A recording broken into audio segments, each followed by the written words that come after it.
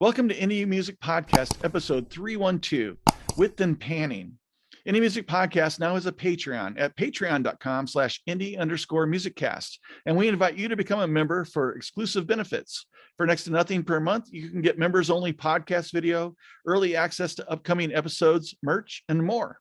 This morning, Matt and I get together for coffee and discuss a listener-requested topic, width and panning. Enjoy the show.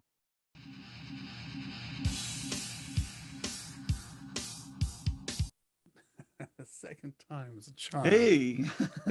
Hey, good morning. Good morning. I don't know what that was about. I don't know. It's about 15 minutes. Technical difficulties. It happens sometimes. Yeah. Computer needed to restart. But we persevere. We get through these. That's right. How's it going? It's going good. Thank you. How about yourself? Going all right. Glad it's the weekend. Yes. Always glad it's the weekend. It's been a busy week. Long, busy week. You ever find yourself, you're just like, you're really focused on getting to Friday, end of day, starting your weekend. And that's like the reason for everything that you're doing. I have had that. Yeah. I did something dumb yesterday. Actually, I had a day off, but I scheduled myself a bunch of back-to-back meetings, and so it felt like it was a full day of work because I failed to respect my own boundaries, which I kind of only realized in retrospect that was a bad thing. Like, was that an oversight, or you go, well, I'm not doing anything Friday, I'll just schedule all my meetings? Or it was a little of both. And they all went long, and they were all productive and good meetings. But at the end of it, I was like, damn, it was such a nice day, too nice of a day to be sitting on Zooms. And, I don't know. That was dumb. Anyway. Saturday now, another beautiful day. Yeah. Yeah. I'm feeling pretty centered. How about you? Much better now that everything seems to be working. Knock on wood, whatever. Not feeling like out of balance, too much left side or right side. Or... We're stretching with the transitions now. I'm feeling more in balance than I have lately. Yes. Yeah. I was feeling a little stretched, thin, a little stretched to the sides, and now I feel a little bit better, a little more centered. Well, sometimes you need to really focus, what's going on right up the middle, and and other times, the way that things kind of work out together, it's better if you just have maybe some a wider path or something like that. Right. So if you can't tell, today the chat we are talking about width, panning, and balance in mixes and masters, correct? Yeah. Which in a master, not a whole lot of panning work that I ever do. No, I would imagine not. Balancing, yeah, but that's not in the context of panning. Now, width is different in my context anyway. And probably I don't know if it's that much different than what you might think of in context of mixing either, but yeah, panning is definitely something really specific. And yeah. The reason we are talking about this today is actually because we have a listener who requested that we maybe cover this. So thank you to I don't know who that was. I think that was our friend Drew, who we actually interviewed in our first season. Oh, nice. Okay. So thanks, Drew, for the suggestion. And so we are covering panning and width today. Thanks to Drew. So you generally, because you're a mastering engineer, you generally get everything as a stereo 2-track. Right. And when I think of, panning and mixing, I immediately think of that theory of mixing, the LCR, the left, center, right. And I was thinking of Chris Lord-Alge when I think of that, because that's like that's like his preferred method, or at least the one he talks about the most. And that's where you kind of, those are your three fields. You either have stuff up the middle, or you have stuff hard left and hard right. And that can make an exciting rock mix, but I do think it's kind of unnatural, because that's not really how we hear things. We hear things like, if you're standing in front of a band, the band is in front of you and you're listening to the band, and everything is kind of a, sound across the whole field, right? Right.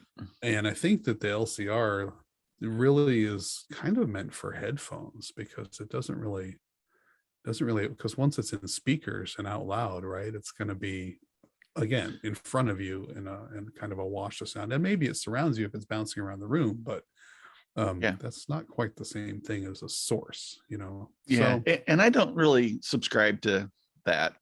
I don't yeah, think. That's not my style anyway. it's not my style either. But I I'm curious how much you see when stuff comes to you as a stereo 2-track. Do you see a lot of stuff, or should I say hear a lot of stuff that comes in like LCR style, or really really wide pan stuff anymore? Yeah, I think things that stand out for me are when there's bass frequencies that are panned, and to me, your bass material is really mono, and having that directly up the middle supports that when listened to in mono, but you lose that material when if you are in stereo and maybe on one side or the other of the listening position or something, so left side of the car, right side of the car, or whatever, Right. And to me, having the bass centered up the middle and focused is my preferred way. And I don't know, I don't really have a particular frequency in mind on that. It's more, what are you feeling, and what the material is and what you're hearing. It's probably somewhere in the, I don't know, in the 2 to 250 range, something like that. The low mids are just a little bit below that, I think. And that's subjective, so it just depends on the material. But there's also should be some good reasons for panning. Yeah, I think. yeah. And there's the old classic technique of doubling guitars. Right. I was going to talk about that. Okay, yeah, go for it. No, I do kind of like, I don't like it, the LCR thing, the super wide panning as a general mix concept, but I like it as an effect, meaning I like, it's pretty cool, although it can be kind of hackneyed is not the right word, but kind of like a convention, or almost a cliche. Now, when something comes in like really narrow and tinny, and then it kind of explodes wide, I think that's kind of a cool way to play with mixed width. Panning as an effect. Like in an intro, like say a Green Day song, when it starts out real small and then goes boom when the drums and everything kick in, or or sweep panning. Chorus. Yeah, or when you hit a chorus or a breakdown, and then suddenly the stuff that's like right here suddenly goes right here, and it just adds a different kind of energy and a different kind of feeling to the whole song. Yeah, that's cool. I like that when that happens. Now another thing would be kind of your oral space, or the concept of space in your mix, and that could be width and depth. Sure. And but maybe the idea is that when replayed, you'd like to have it represent, especially if like it's a live recording, where the artists are positioned on on the stage. Even if you don't know where they actually are, you could creatively make that up, and thinking in terms of like maybe there's a keyboard player and a guitar player, and the drummer. And drums are a nice example, because like toms sweeping from left to I do like right. that. Yeah, I love that, and yeah, yeah, classic, Classic. and and actually creating that spatial layout. Mhm. And so we've talked about it before, we won't go into it now, but just to mention it, depth. So maybe your drummer sits further back Right. than others, so you can control that with with the spatial effects, the reverb or something like that, just to give them more depth. Right. But yeah, but back to the guitar thing. What did you have to say about that old technique? Well, I do like wide guitars. I just don't necessarily like them like fully 180 degrees, except as an occasional effect for, like, I'm thinking of maybe a couple of Tool songs where suddenly you hit a breakdown and then they just go boom. But I don't know. I just feel like, well, first of all, I do like wide guitars because they kind of set a bed for the rest of the music, and they let you kind of focus on what's in the middle, which is usually the singer. Um, and I think that that's kind of a key thing when it comes to panning, is getting things out of the way. So you do it for effect, or you do it to get things out of the way of each other, but you still have to make sure that it all works in mono, which is kind of like, not because you're listening in mono, but because that's a way to make sure that things aren't stepping on each other, and then also make sure that you can kind of hear everything clearly when you're in the next room or listening through a Bluetooth speaker or your phone or whatever. Um, but I do tend to pan things more like at 45, like right about.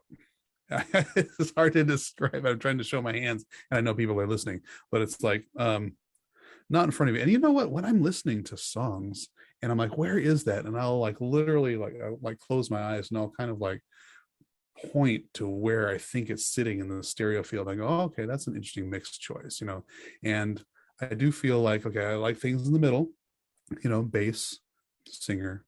I like guitars this wide to the side, but not 180 degrees. I like them like, a little bit in from that. Maybe like 45 degrees on the scale of my DAW, but that's really kind of like, I don't know, probably 30 and 30. And then in between there's a nice space that you can put things like percussion and the reverb from the opposite guitar, or that kind of thing. And I just like filling out that whole stereo field, picturing like 180 degrees from your shoulders to the front of you. I don't know if any of this is making any sense.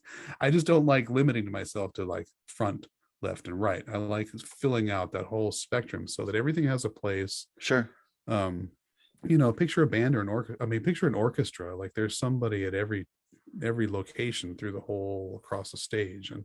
And I do sometimes picture a band like, okay, so the guitar from where I'm standing, the guitarist is on the right, bassist is on the left, drummer is in the middle, singer's walking around. I kind of do sometimes picture that, and I kind of like do things a little bit appropriately, although I do like the bass up the middle. So I did have a question for you. Speaking of bass, I know you do a lot of mid side, and if you have the mid in the middle and you have the bass, but you want the bass to also have representation in the upper mid so that it translates to smaller speakers, do you still have that panned up the middle, or do you spread that to the sides a little bit?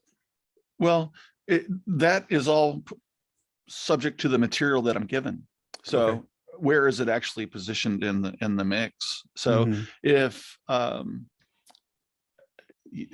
think that this would be because you're thinking in terms, I'm gonna keep this the bass guitar.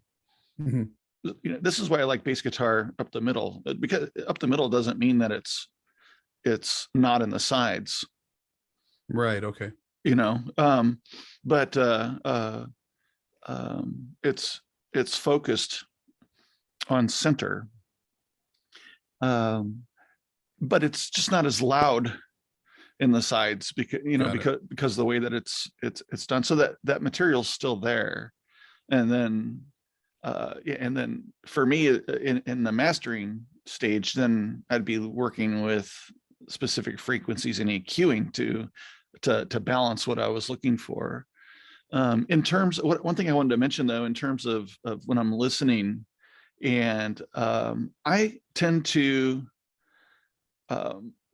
react and make decisions based on pressure that I'm feeling in my ears. Oh, and I feel what I can feel an imbalance of something where, and this is probably like different from one engineer to the other. Okay, so you hire me, you kind of get the way that I hear and feel things, and so the way that it feels is as much as important to me as the way as it sounds. Okay. And when there's an imbalance, and let's say there is a panning, let's say someone panned the bass, to 50% left. Well, I feel that as a much higher pressure on my left side. Okay, that makes sense. And it's, I don't know, for me, it's like, that's uncomfortable, Yeah. It's not, it's not where I'd like to go with it, but there's artistic choices, and those may be artistic choices, to do that. And in those cases, I just got to work with the material in the way that the artist intended for it to be, or the mix engineer, if that's really what they were going for.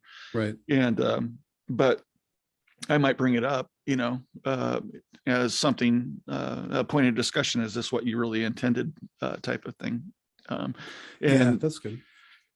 Because your listeners sitting on the right aren't going to get near as much of that material, or if you're sitting in a listening room around your speakers and you're closer in proximity to the right side with the bass is actually panned, you're not going to hear that the same as you would in the center or the left, so you'll hear that that the bass is stronger on the left, and if that's what you want, then that would be the way to do it.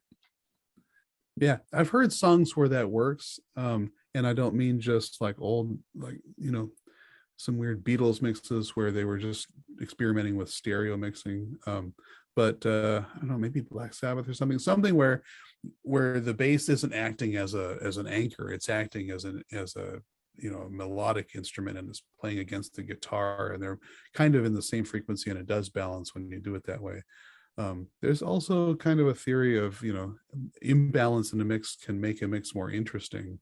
But I think that when that's done, it's done in terms of instruments panned to one side or the other, not one side being heavier in instrumentation than the other. I think that there's still an overall balance, even when you have a quote imbalance mix. That might be restricted to just like the chorus or something too, where they make that change, and it's not set the entire through the entire song. So it's meant for kind of a spatial dynamic change. That's a good point. Like, it's not uncommon, for instance, for in a song intro to have one element come in at a time, and it may come in, something comes in the middle, something comes in the left, it goes there for a while, something comes in on the right to balance it, and then the whole thing kicks in.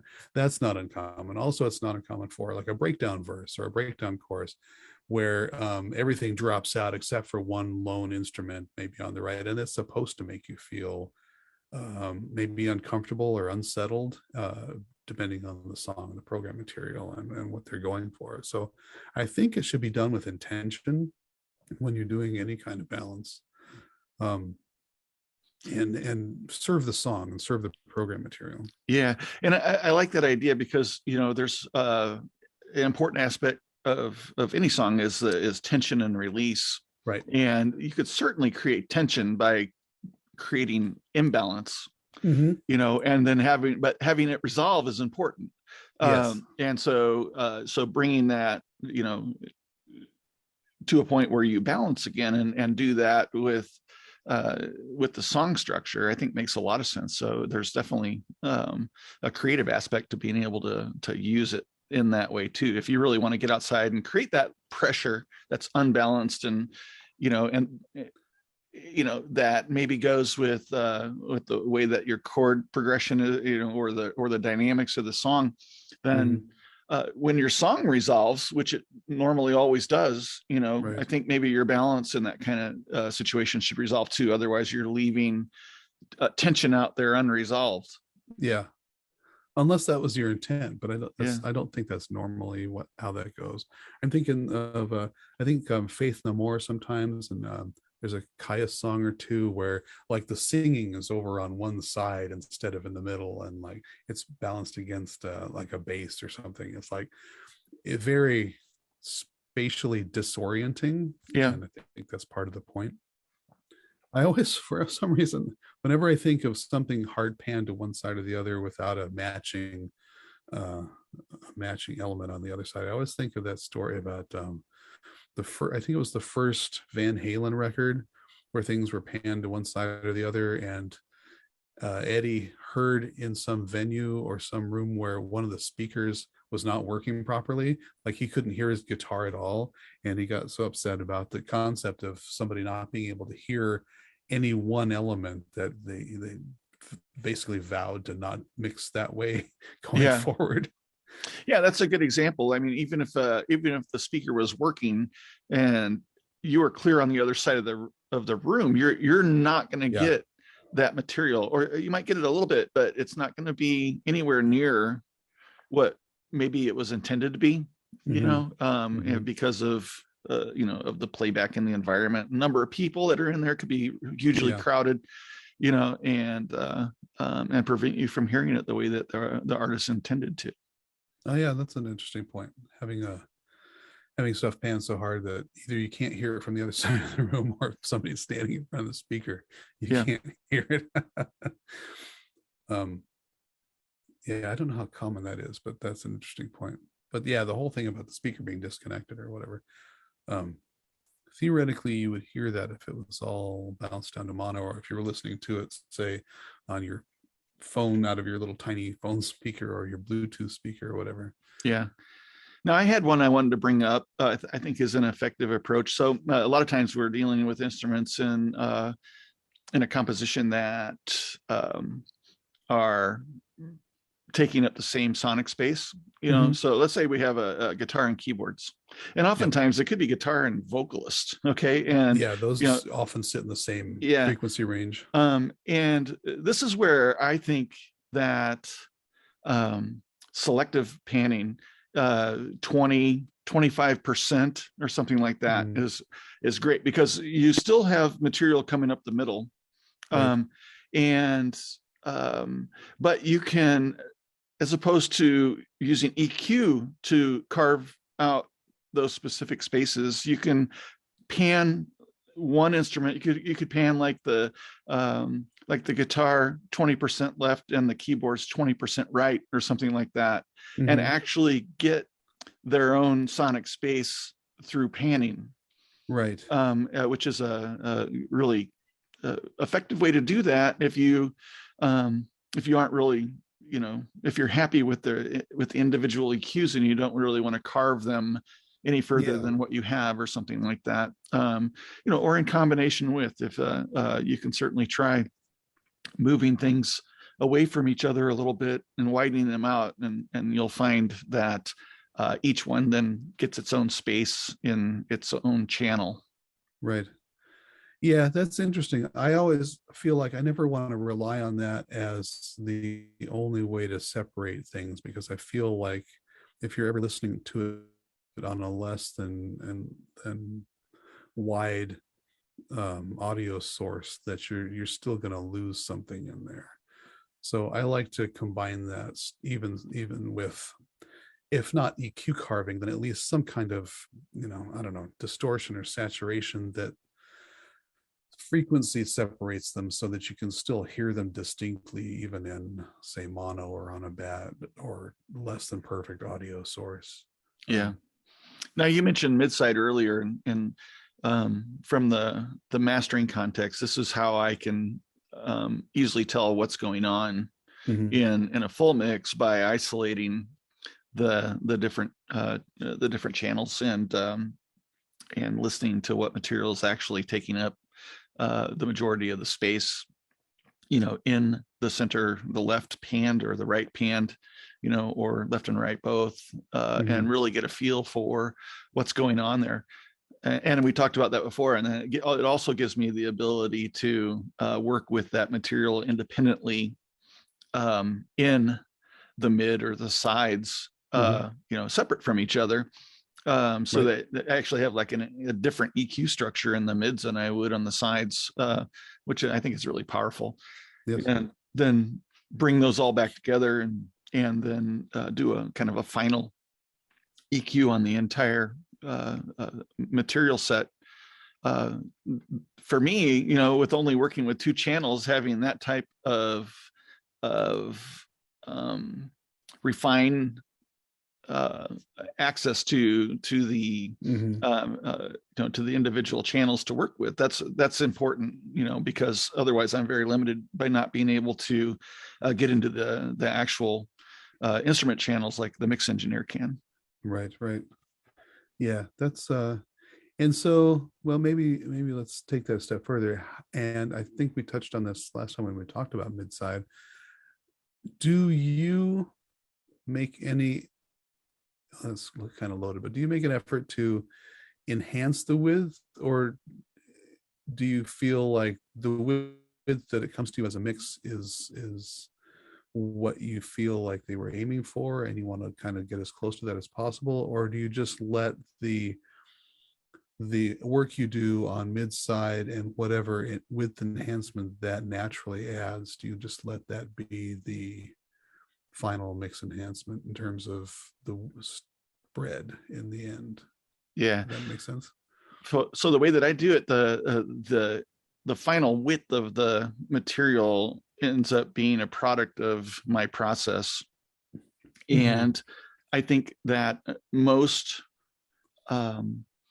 deliverables that come to me, the artists or the engineers are really hoping that I'm going to be able to enhance the stereo image from what they have. I think that's kind of a hope that when it comes through my desk, that when done, the that image is going to be enhanced from what they sent me. So not that I think that was the question behind my question. Thank you for interpreting that. No, I tend to find that, and I actually request, don't put any stereo imaging on the mix bus.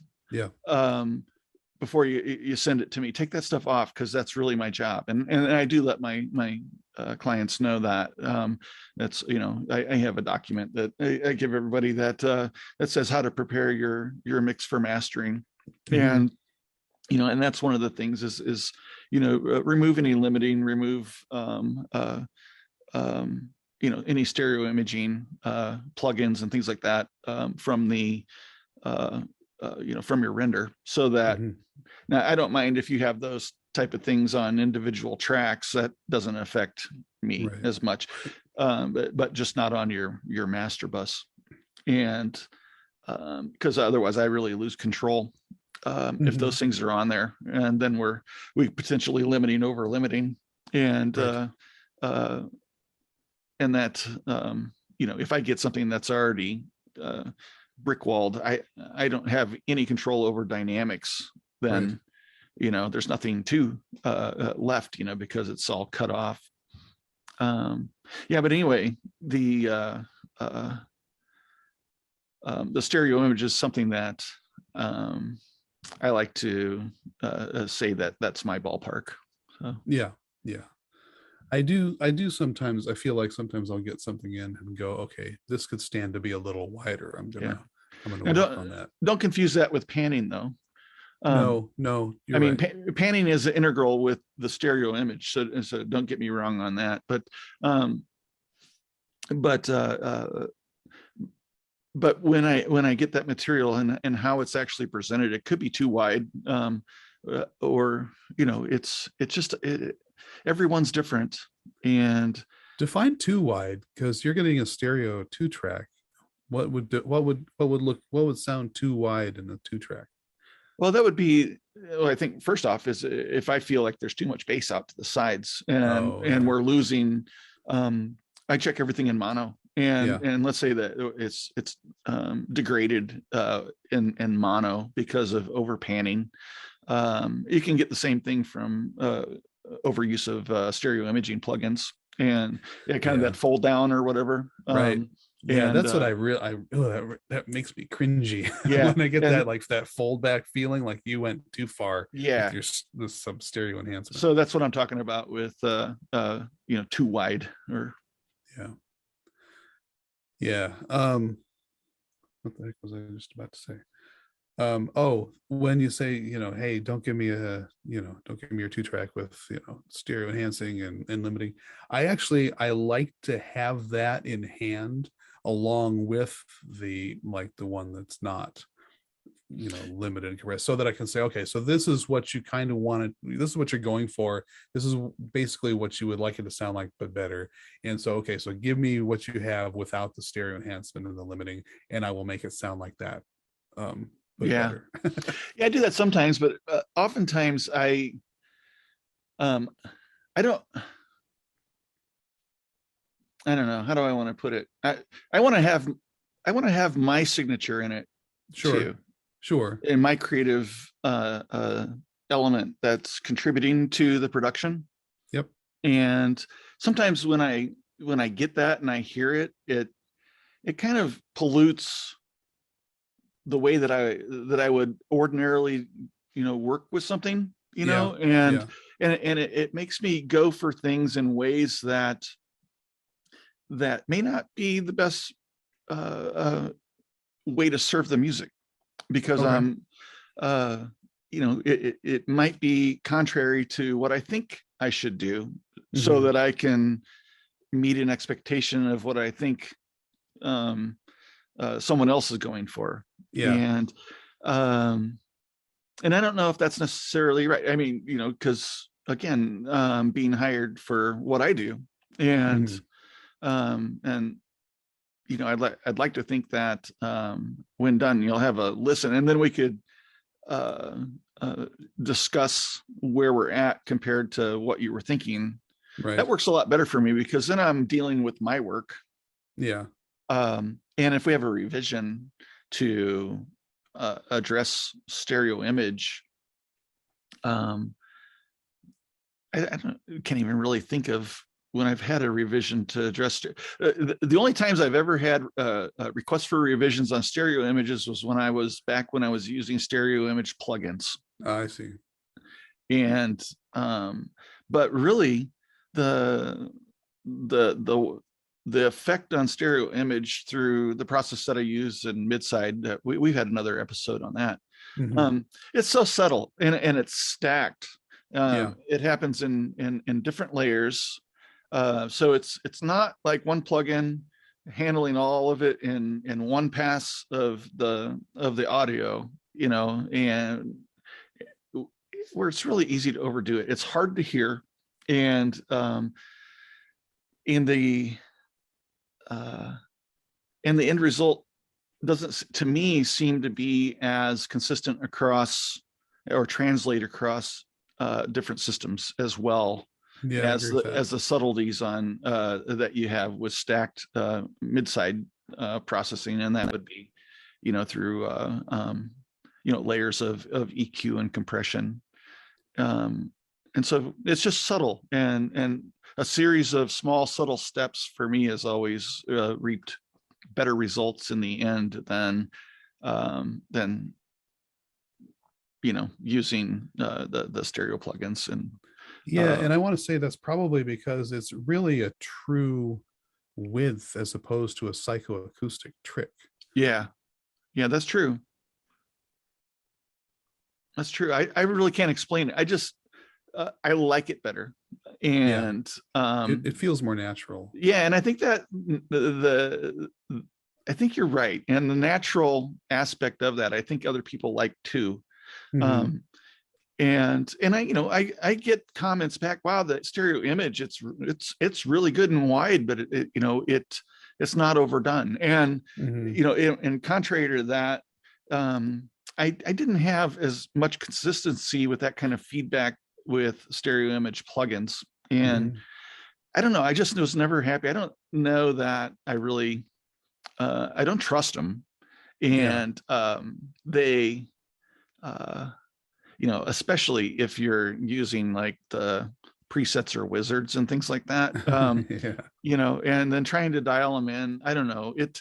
And you never get that that same part of the process that you get when you're thinking in the context of mid-side, where you can really focus in on the different areas that of the panning of you're working with the image independently in its sections, Right. and so having that control, I think, is a lot better.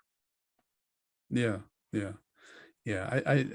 feel like people probably can't, they go, I can't put my finger on it, but this just sounds like better, like naturally wider, like I don't know,